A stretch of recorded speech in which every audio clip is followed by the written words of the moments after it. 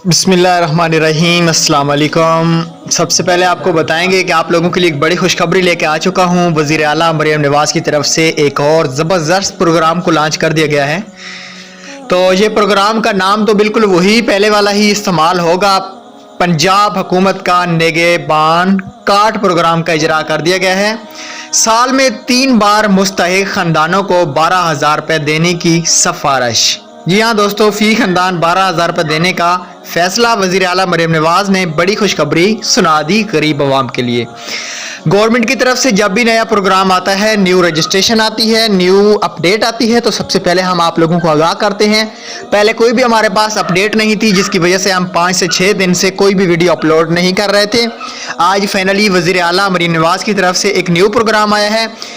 निगहबान card से पंजाब के 64 लाख मुस्तहिक ख़ानदानों को माली इमदाद की जाएगी। 5 सालों में 307 अरब रुपए की माली इमदाद मुस्तहिक अफराद को दी जाएगी। जी हाँ दोस्तों, ये बहुत बड़ा प्रोग्राम लॉन्च होने जा रहा है। अगले चंद दिनों के अंदर इसकी रजिस्ट्रेशन, कैसे कार्ड बनेगा, हम आपको आगाह कर देंगे। ये फिलहाल यही अपडेट थी। Thanks for watching. अल्लाह हाफिज़।